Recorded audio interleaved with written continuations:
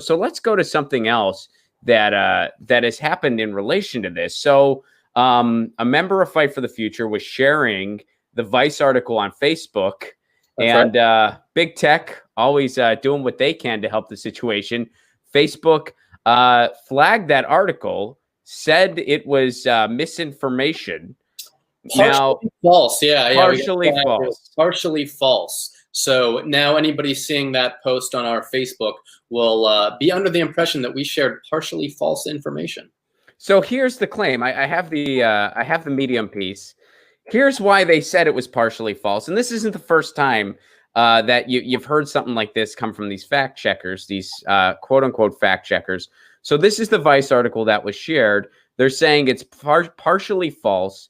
Now, why are they saying it's partially false? Well, because of semantics.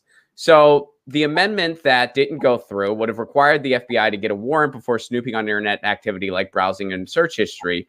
So the headline said that the Senate voted to allow this to go on. Now, the independent fact checkers saying, well, they technically didn't vote to allow it to go on. They just didn't vote to not allow it to go on. This was already going through. The amendment was to say, hey, you can't do this.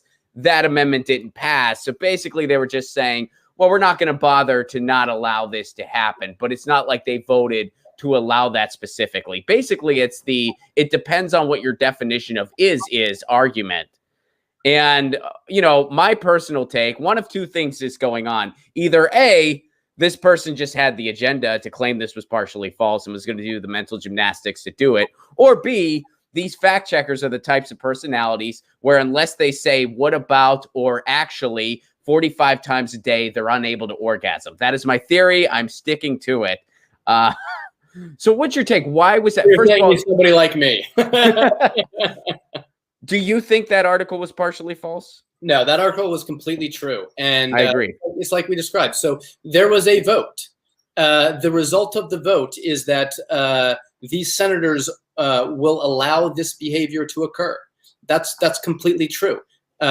So that's all there is to say about it. Now, I would say it's not even semantics, and this is a semantic argument right here, which is it's equivocation. And equivocation means that you're quibbling with these details to obscure the truth. And that's what's going on here. The truth is these senators, they knew what their vote was going to do. They knew that by voting against the Wyden-Daines amendment, that their vote was allowing the government to most likely continue gathering this information on you, to continue spying on your internet activity. One of the people who voted against that amendment, I believe, was Lindsey Graham. And he is the head of the Senate Intelligence Committee, I believe. And Del Cameron from Gizmodo has a great article up right now that you can check out, where he got a hold of a document that the Senate Intelligence Committee circulated ahead of the vote. And this document says, here's why you shouldn't vote for privacy protections for Americans.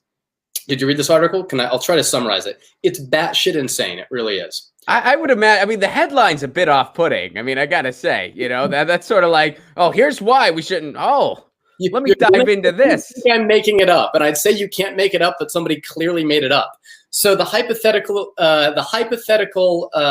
situation that this Senate Intelligence official memo says is that if we're not allowed to spy on Americans' internet activity, then if a known foreign agent comes to America and the FBI knows he's here in America, and the FBI watches him go to the Hoover Dam and takes pictures of the Hoover Dam, and then he goes and blows up the Hoover Dam, all while the FBI is watching, we couldn't stop him from doing that because we weren't able to go online to get a warrant in time and check his internet history to see if he Googled instructions on how to build a bomb.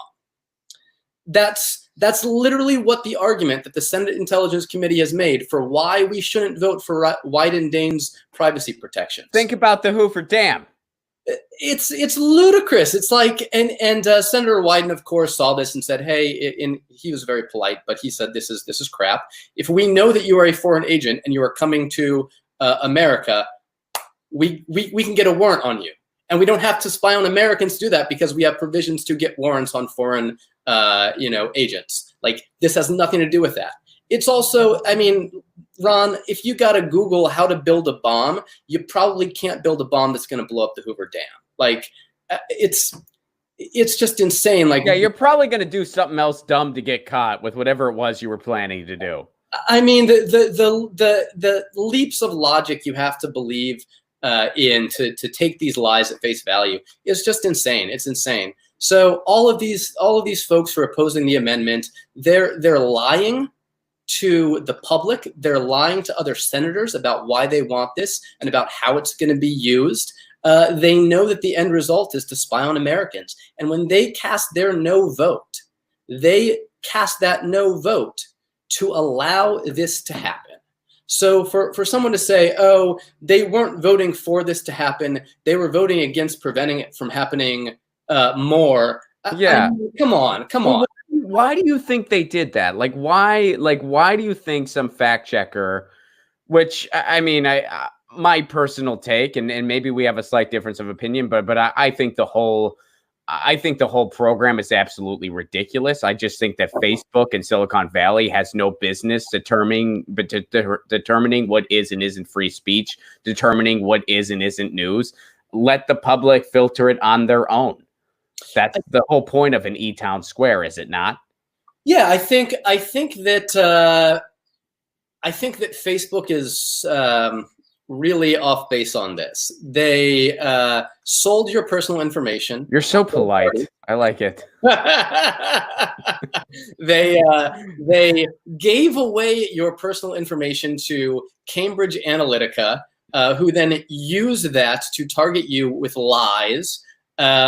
They literally had entrenched workers with the Trump campaign, helping teach them how to target individuals on Facebook with fake news and inaccurate information and lies. And they spread, like, Facebook institutionally spread all these lies and fake news that have led to the situation we're in right now.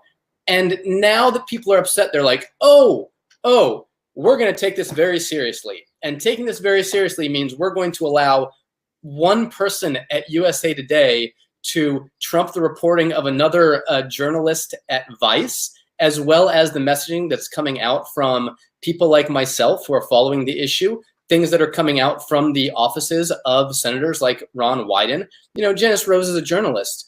She's talking to all these different people and forming this really intelligent opinion and letting people know what's happening. And what her words are doing is spurring millions of Americans to action, and it's changing the nature of the dialogue in the country, and it's possibly changing the laws to protect us.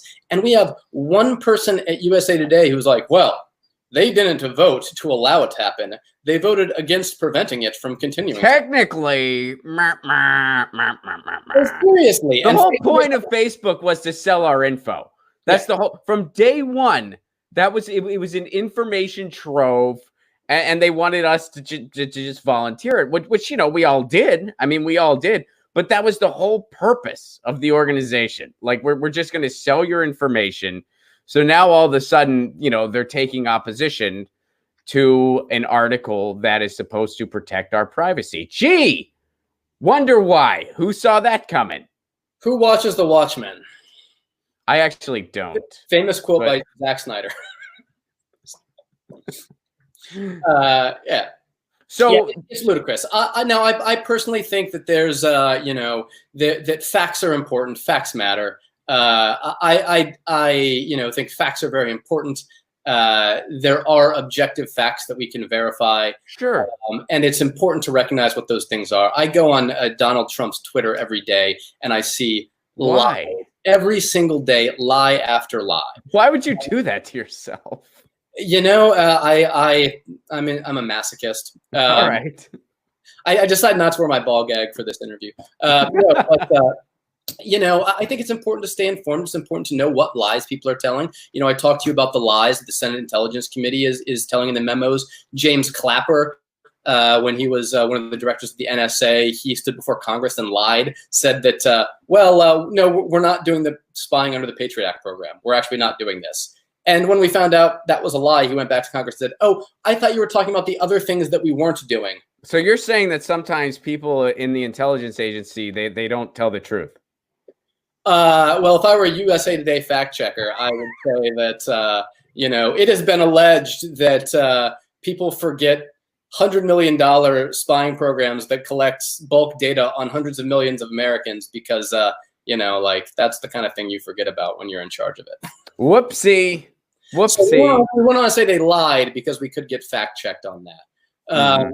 But yeah, I mean, people are lying all the time, and it's important to understand what the lies are. And one of the things we do at Fight for the Future is we call people out for their lies. So I think, theoretically, it's a really good thing. I like journalistic outlets that have fact checkers involved and editors to make sure that you're not saying lies and that people are spreading correct information.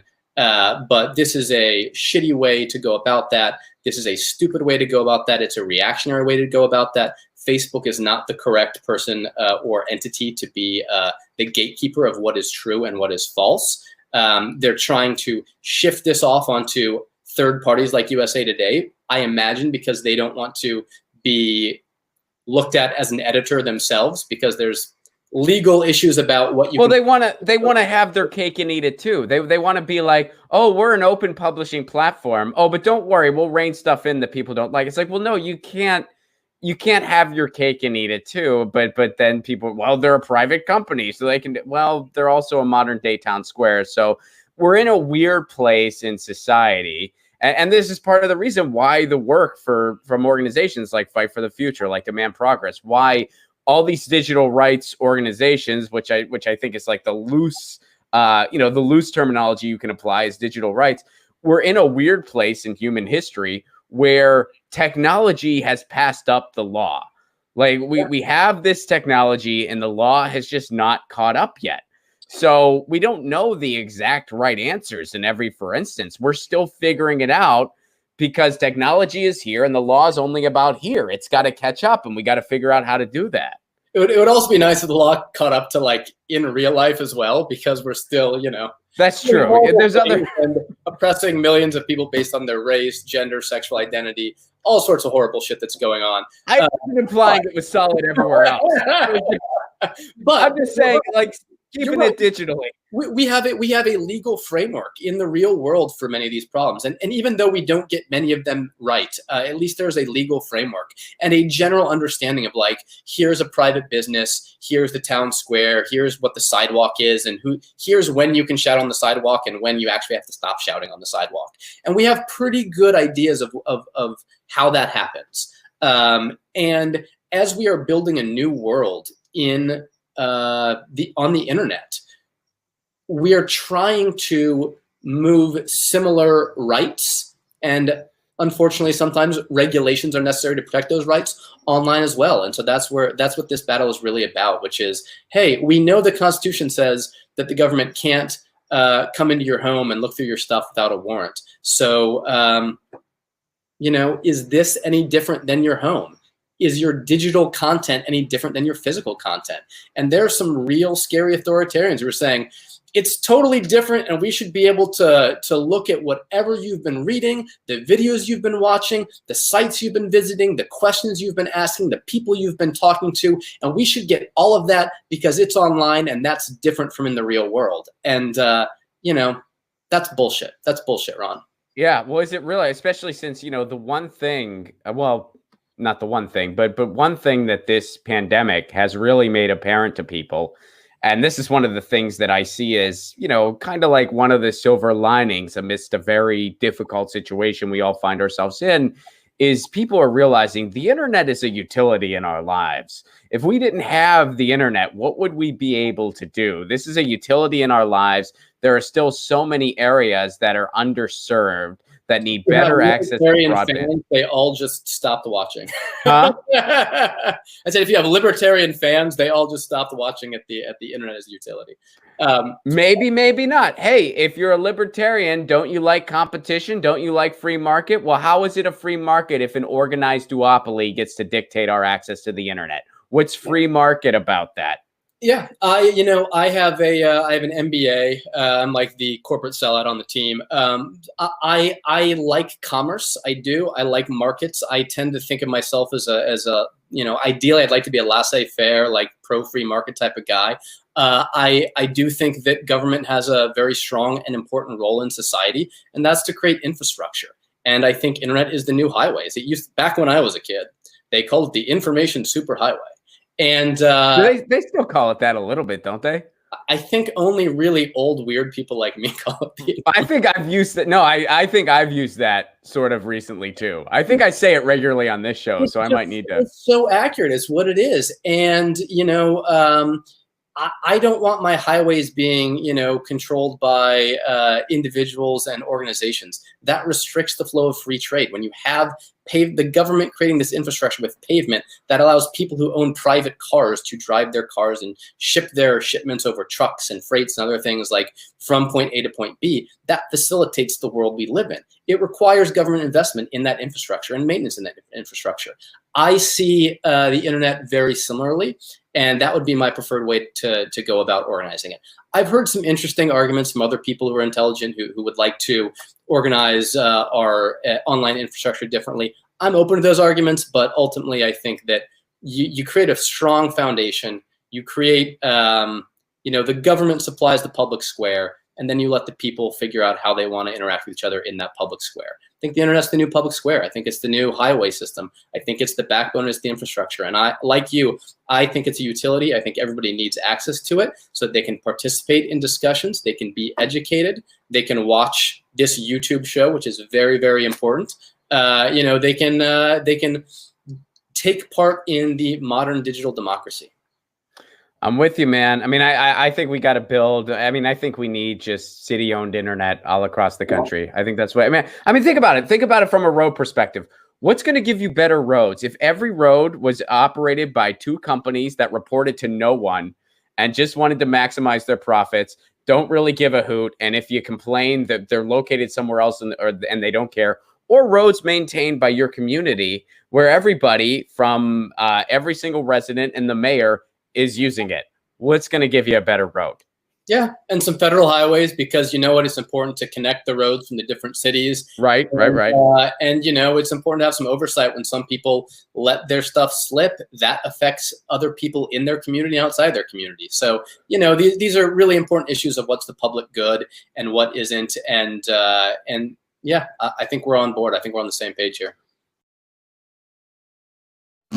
Get your news on with Ron. Don't you want to know what's going on? We're getting our news on today. Get your news on with Ron. Don't you want to know what's going on? We're getting our news on today.